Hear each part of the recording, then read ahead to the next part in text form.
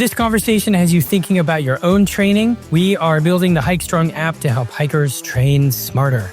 Whether it's for iconic destinations or the trails in your own backyard, you can learn more and get updates at HikeStrongApp.com. That's HikeStrongApp.com. Welcome back to the HikeStrong podcast. My name is Marcus. I am a hiking strength and conditioning coach. Today, we're starting part one of my conversation with Blake. In this episode, we walk through how his Rainier journey began, why he chose the mountain, what his training looked like before we started working together, and what happened on his first attempt when a mix of limited sleep, dehydration, and respiratory issues forced him to turn around below the summit. You'll also hear the early training numbers, what we both learned from the first 12-week cycle, and the key moments that shaped the changes we made afterward. And just to give you the full picture, Blake did go back the following year and successfully summit. Part two will cover how we rebuilt, what changed, and how he reached the top. Hope you enjoy my conversation with Blake. Now, before I bring you in, Blake, I just want to add one thing. When I first started crafting training plans years ago, the process felt like 80% art and 20% science. Now, decades later, the ratio is almost completely flipped. It's 80% science. It's like 20% art. But with you, this process landed kind of right in the middle. It took equal parts structure and intuition, data and dialogue. It was a challenge in really all the best ways. And I was genuinely honored that you trusted me to be part of it. So anyway, Blake, welcome to the podcast. Thanks, Marcus. I really appreciated when we were going through this process, the fact that you were so flexible to work with the equipment that I had, with the time available that I had, with my knee that was giving me trouble at the time when we first started. I'd been recovering from a patellar tendonitis and things of that nature. So I really appreciated both the art and the science that came along with it. It was great. Yeah, well, you were such a great partner to work with. I mean, I think it was really a true collaboration, both of us. It was really kind of fun. So kind of a quick intro. You've got 8 children, I believe. Is that correct? 7. Okay. Almost 8. 7 children. Yep. Okay. Hopefully none you don't know about. So we're going with 7. She may count for number 8. How about that? Got it. Okay. Fair enough. And you just became a grandfather, correct? I did. Yep. Okay. So I'm curious how you carved out the time to train and how did so 3 things, okay? How'd you carry it? How'd you carve out time? How did your family feel about your pursuit to climb Mount Rainier? And then if you can remember, what kind of wisdom did any of your family members share, if any, when you told them that you didn't make it? Let's start with all that.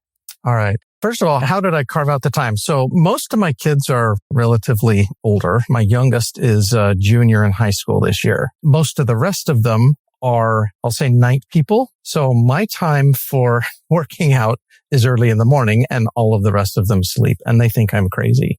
You asked kind of how my family feels about it. And yeah, they all think I'm nuts. I've had some of my kids on climbs before, in at least 14ers or some peaks out in Utah outside of Salt Lake City.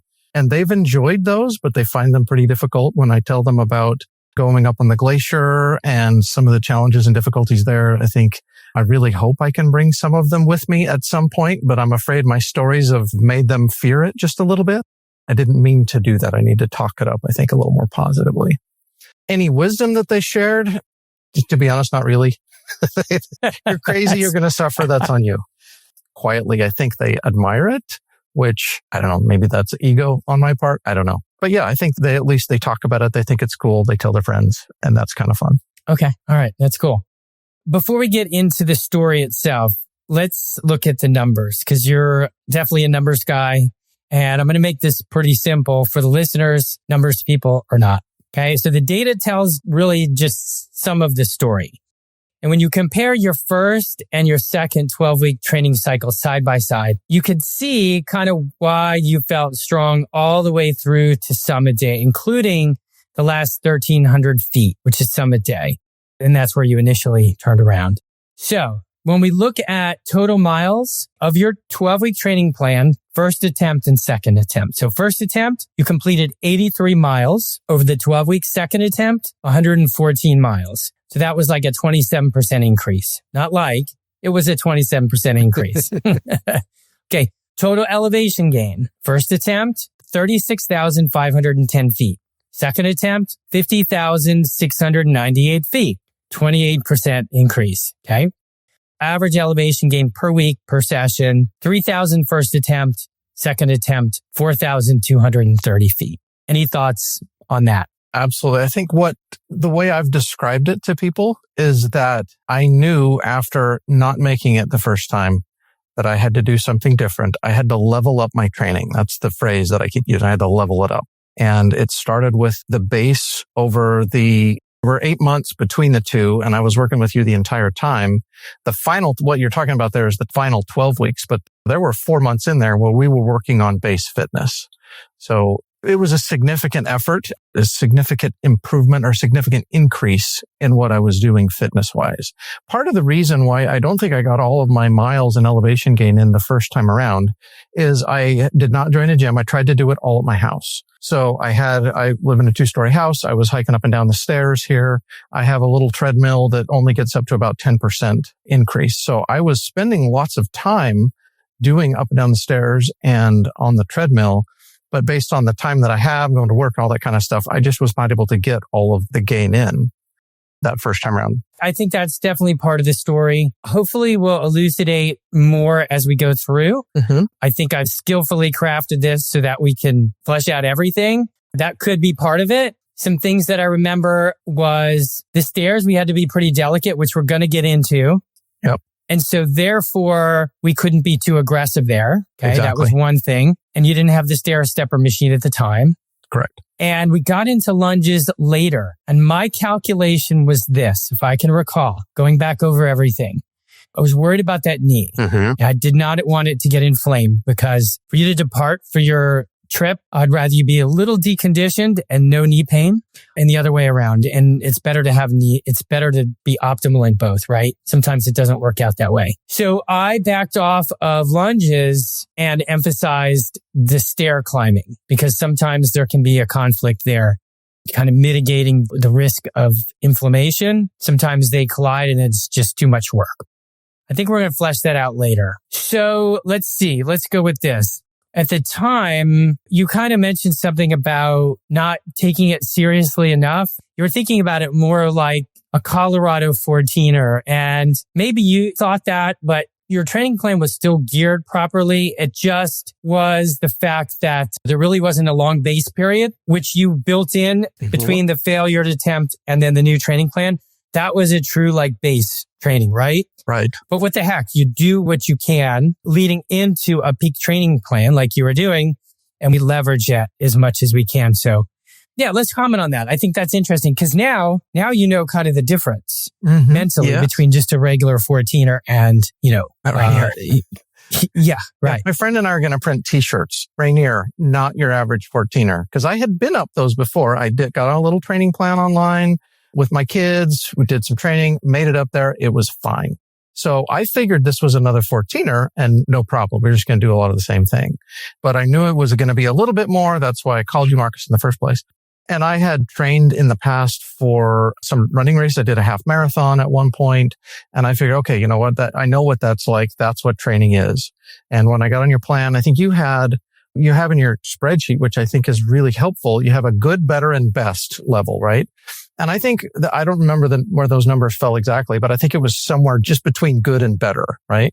And between that and trying to manage the knee pain, I got as much volume in as I was comfortable doing, but I really didn't realize that the effort was going to be as significant as it was to be able to make it up there. Right. And I think had we pushed it more, you probably would have got hurt. Yep. So it's like we pushed you to the threshold. Okay. And then sometimes that's just how you do it. Yeah. You push to your threshold and you go. Yep. And you know what? You didn't make it the first time. Right. But what the heck? And I think that's partly what I want people to take away, when they're listening to this. It's not, you commented, we're kind of jumping ahead here, but you commented that might have been the best result because now you have other mountains that you have. And had you made this one, that contrast between being kind of prepared and totally prepared is you're very acutely aware of what that is like now. Yep. Leveling up.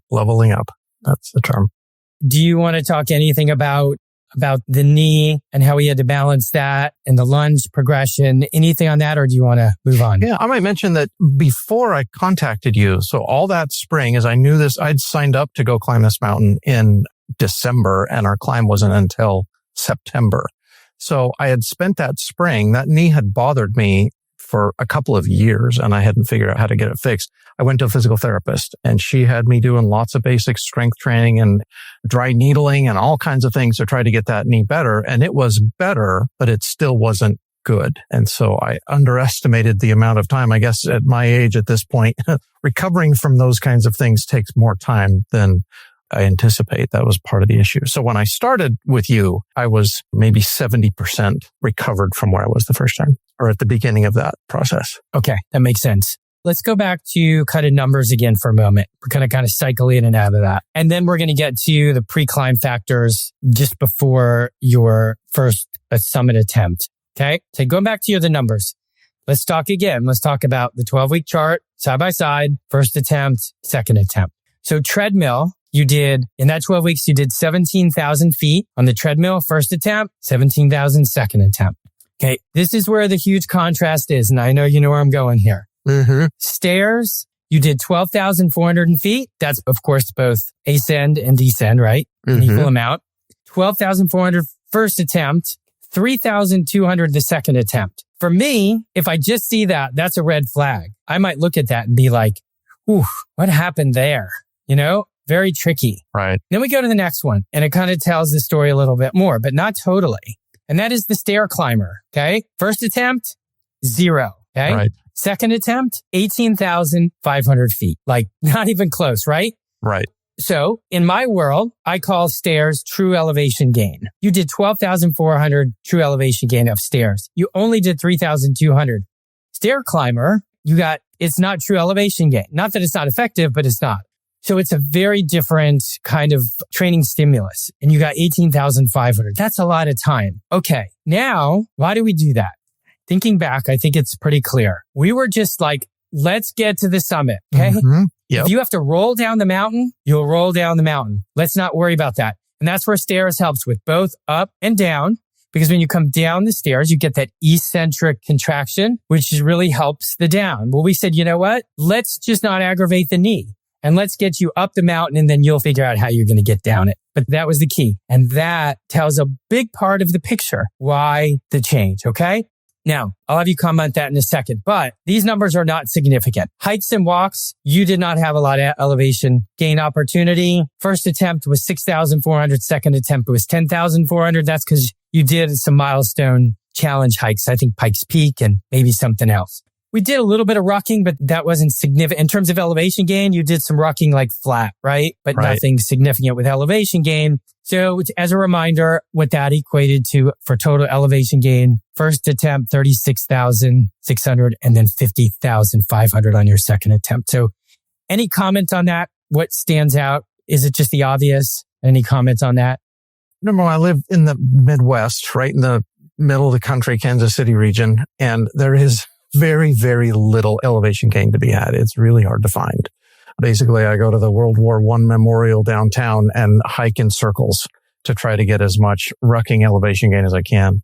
So and I put in a lot of miles with a heavy backpack on, up to like 10 miles or more on a particular Saturday. And I found that to be really helpful too, just for the shoulders and for the back to strengthen all that. And you got to remind me what your other questions were, Marcus. Sorry. No, not really anything. It was just any comments about the stair, I guess.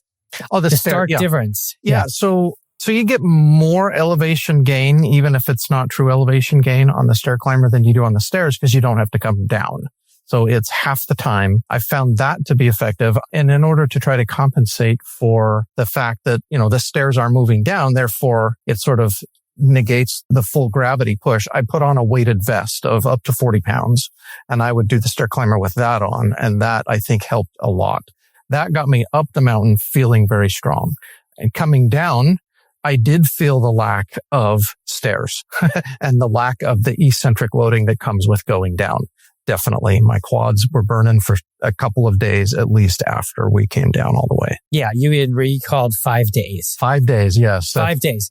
Yep. But what the heck? Who cares, right? You made it to the summit. I made it to the summit. Yep. So it was like okay, it was tough coming down, but what the heck? That was, Now, for the next mountain, which we'll be talking about tomorrow, the volcanoes, just quickly mention what you're doing. Let's go there. Rainier we did last May of 2025. And this coming January, I'll be heading down to Ecuador to go climb the 3 volcanoes that are down there, Cotopaxi, Cayambe, and Chimborazo, which are 18, 19, and 20,000 feet. I'm really excited for that and in the middle of training for that right now too. Okay. All right. So now let's talk about pre-climb factor. So listeners think this is just prior to first summit attempt. So you left early in the morning for Seattle around 3 a.m. You barely slept. You were excited. Why don't you just kind of take us through that? Yeah. And that, Marcus, I think is one of the key things I learned. You learn more from failure than from success, right? I learned so much on that first attempt, learned what not to do in many cases and what to do. And one of the things was sleep. My body, I've known my whole life. If I don't get enough sleep, I get sick, right? I was so nervous and so excited for going up to Rainier the first time. I could not sleep. I didn't sleep at all the night before we left. And the friends I was going with wanted to go early so they didn't have to spend as much time out there. So we got up at 3 a.m, headed to the airport, and off we went. And the other thing that happened, it was just kind of an odd thing, but we ended up running around, didn't get enough to drink, and we all got dehydrated that day, the day before we started our climb. So between those several things, I was like, okay, that's dumb. And that may have caused that respiratory stuff that was going on while I was up there, or at least contributed to it. So second time around, I learned my lesson. I went the day before. My friends still came out the day of 3 a.m. I'm like, have fun. I'm going to sleep all night long in a hotel. It's going to be great. And I felt like $1 million. It was great. Okay. Talk about overpacking. Yeah. So again, first time around, I will tell you, mountaineering gear is not necessarily cheap, right? And it's not all easy to rent. So I had gathered all of the absolutely necessary things. And there are a few things that I took up that I didn't necessarily need. I have some hiking boots that I've worn forever, and they're fantastic, but they are not light. And when we were climbing up on the approach to Rainier, I had my hiking boots on. You have your mountaineering boots hanging off your pack. And then I flip-flopped it. So I had my heavier boots hanging off my pack. Second time around, I took trail runners, much lighter, and lightened the pack that way. I lightened up a number of other things. A sleeping bag. I got a lighter sleeping bag. I got a lighter sleeping pad. I packed less food. I found that I pack about twice too much food. And so I found better options for nutrition and that were lighter options to be able to go up. And I dropped 10 pounds off my pack. I think my pack going up the first time was about 40 pounds. Second time I was about 30. So it was much better. Okay. All right. So I'm going to kind of change course here a little bit. So tell me if this is a good idea, Blake. I was thinking what we might do in this moment is contrast what you can recall each day and compare it. So day 2, Paradise to Camp Muir. That was 4,788 feet, gained 5 miles, right? Okay. Can you think back to, okay, this is how I felt. This is what I can remember from that day, first attempt, and let's compare it to the second day. And then we can go to day 3, and then we can go to summit day. Mm-hmm. Is that too much of a lift, or can we do that? No, happy to do that. So day 1, I think we already talked about where, you kind of show up. We were a little bit late, dehydrated the first day, got as much food as we could, packed up, slept a little better that first night. The second trip around, I felt much more prepared, had a lot better equipment, and slept well. We were on time. We were hydrated. We were well fed. And that was good. So that was day 1. Day 2, between the 2 trips, was actually very different just because one of them was in the fall. The second one was in the spring. So the first time, probably the first half of the hike up to Camp Muir was all rocky trail, lovely trail. And since I, again, didn't quite know what to expect, I was, like any normal hike, I'm seeing the sights. I stopped for a minute. There was somebody that was taking photos. It was really kind of fun. And I stopped and took pictures. I kind of fell behind the whole group and just for a little bit. And then I ran ahead a little bit and the guide actually stopped me. I was a little surprised. He's like, hey, don't run to catch up. You do not want to elevate your heart rate. I was like, oh, okay. So then I tried to steadily keep up with the group there. And I did on that first day. I started falling behind a little bit and really struggled. I was gasping for air quite a bit as we got up toward Camp Muir, which is a pretty steep incline to get up to Camp Muir. It's the snowfield. Oh, you know what? We do have to go back a second because you had developed a cough, right? I didn't really start coughing until I got to camp. The Muir snowfield. That's what it is. Okay. Compare and contrast. So that was day one. Did you finish your thought? I did. So I had fallen behind the group a little bit and was gasping for air quite a bit. The whole rest of the group got up there, and I was probably 5 minutes behind the rest of them actually getting to Camp Muir. And I do remember when I got to the little shelter there, I just sat and was wiped. I was totally wiped out. And that's when I started developing that shortness of breath, the cough. I started getting a little bit of a productive cough, a little bit of wheezing, and it was pretty uncomfortable. I didn't quite know what was coming all the rest of the way at that point. On the second trip, I was very focused. It was snow the whole way. We had mountain boots on the whole way, and I did not even need the trail runners that I brought or the hiking boots. So that helped lighten the pack a little bit too. We went straight up, and I was really excited by the fact that I was keeping up, absolutely keeping up with the rest of the group. There was one guy that put on the pace a little bit more than all the rest of them, and the entire group struggled a little bit during that, and I kept up. I was feeling great.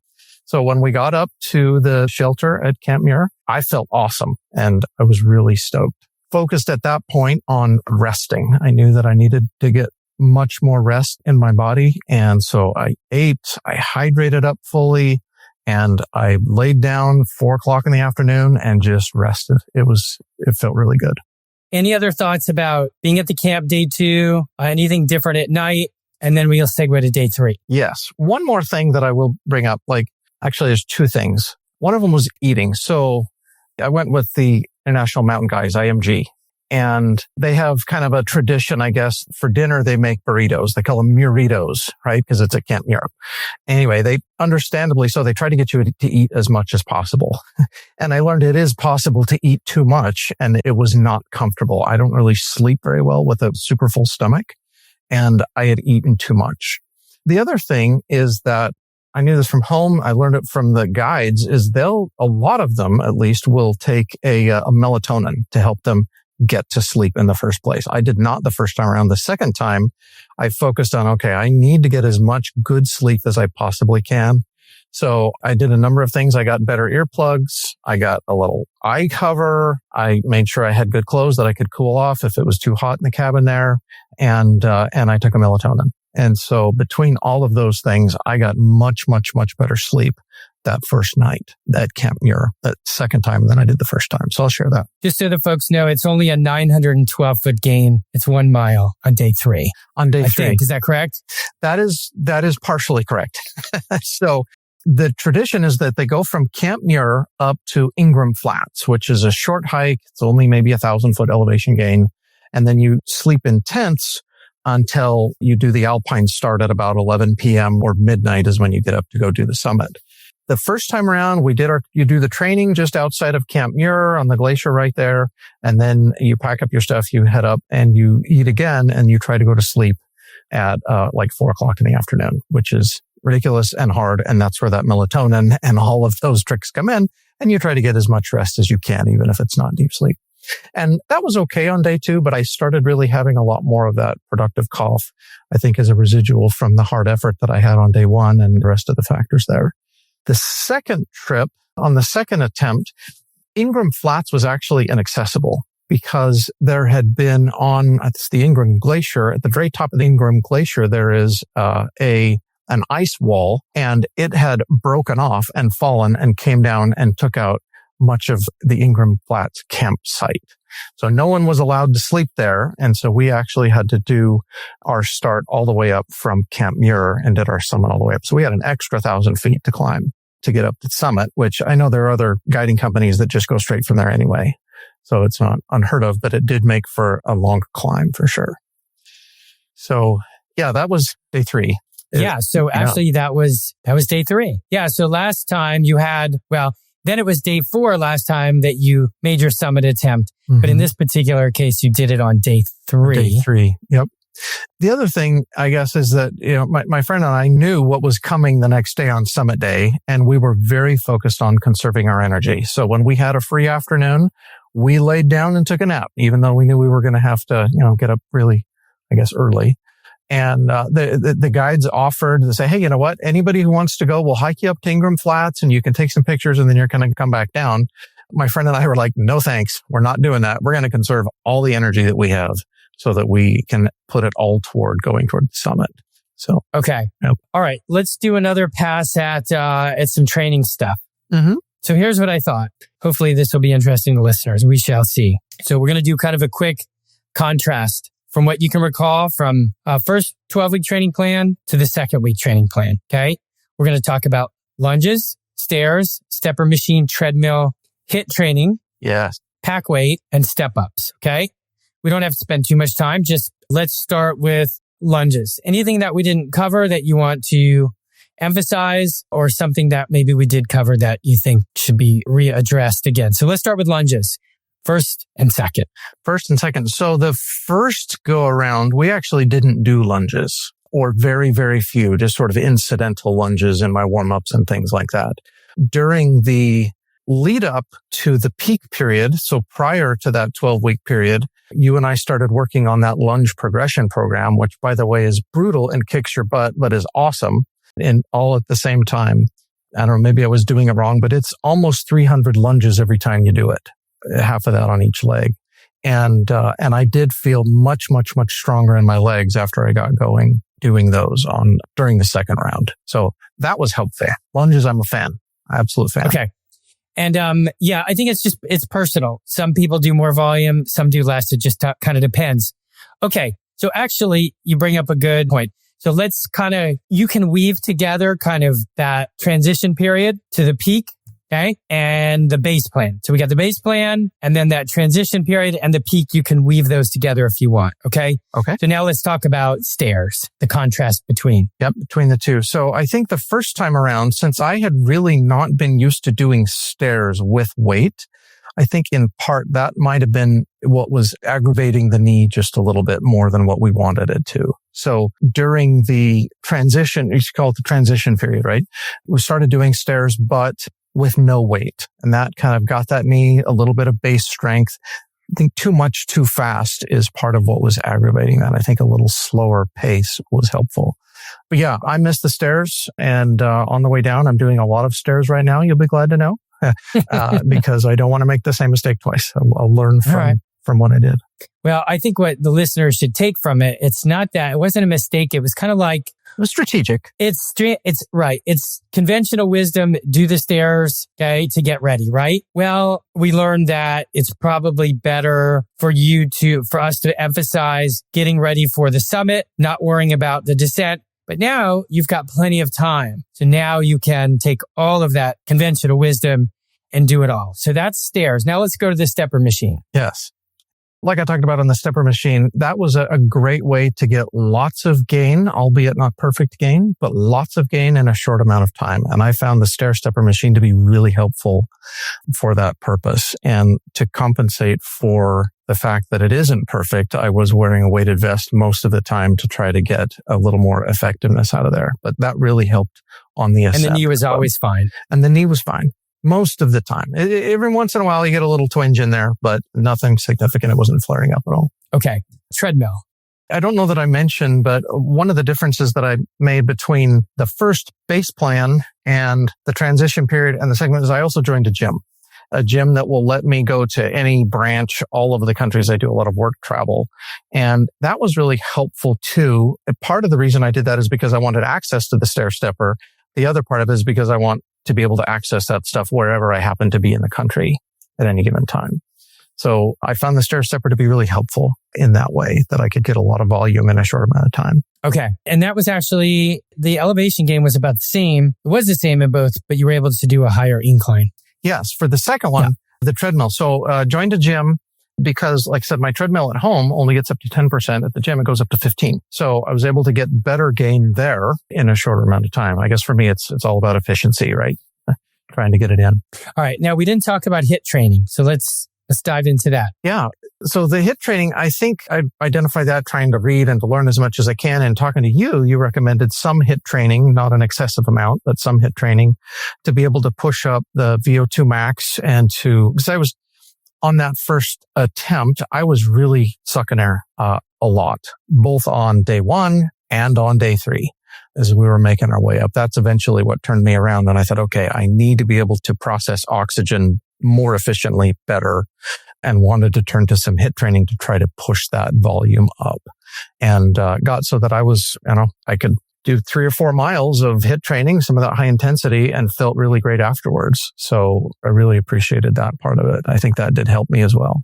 And let's talk about running. You were running a lot prior to the training, and then you cut back. Is that correct? But then added again in the transition? Correct. Yep. I wanted to get back and do some running. And I think I may have not understood correctly when we were first talking about that first base program, because my understanding was you said, do some treadmill, incline treadmill, let's do some stairs, let's do elevation gain that way, and you don't need to be really running that much anymore. That's distracting, right? During the second time, actually, I'll make a comment on that too. There's a lot of conversation with the guides about how, runners, especially marathoners, triathletes, and that kind of thing, will come up on Rainier and they say, oh yeah, my training, I'm a marathoner, I'm a triathlete, I do Ironmans or, whatever. And honestly, they roll their eyes just a little bit, because if they haven't done climbing specific training, regardless of how much running they do not do well. And the guides struggle a little bit with folks that come in that way. And I think a lot of the athletes that try that are really disappointed. So climbing specific training is really, really important. I learned that too. So I wasn't so much worried about that. But during the second time, when I was doing that HIIT training, I did want to pick back up the running, because I felt like that gave me some good long cardio to be able to work with. It's hard to get 90% heart rate climbing up stairs, right? You can really do that while you're running though. Yeah. So my listeners have heard this a lot. The biggest predictor of success is elevation gain training, which is what we emphasized. Now, the reason why I think I tried to de-emphasize running at the beginning was, I think it had to do with the knee. I was just a little cringy about okay, we got to mitigate that risk. Yep. Okay. First and foremost. But then in the transition period, you had wanted to do that. And I didn't see any reason why, especially since you had a period of time where if it did create some kind of issue, there was a time to recalibrate. Exactly. Yep. So that seemed to work out well. The knee continued to heal and to be better. I think probably the more elevation gain work that I did, I think that really helped strengthen that knee, which is apparently a long-term recovery, but it's feeling fantastic now. So, and that, I think let's talk about. I think that speaks to the, I'm so appreciative of the customization that you did during the whole process to help kind of work around those little personal issues and to tweak the program based on what I needed, which was, I think, what helped me be successful. Well, it was definitely a collaboration. So I'll take half the credit. Thank you. Thanks for listening to part 1 of my conversation with Blake. In this episode, we covered how his Rainier journey started, what happened on his first attempt, and the key lessons that shaped everything he did afterward. Part 2 picks up with the changes we made in training, the system was we refined, and how all of it led to his successful summit. Make sure that you listen to part 2 as it brings the full story together. That concludes this episode of the HikeStrong podcast. I'm committed to keeping all of the episodes for free. All I ask is that you subscribe to the podcast and leave a review. And don't forget to share this podcast with your friends. My goal is to build a vast community of hikers with the confidence to crush any local or global trail. I hope you will join me in this endeavor. So until next time, train, hike, repeat, and as always, I'm here to support you every step of the way.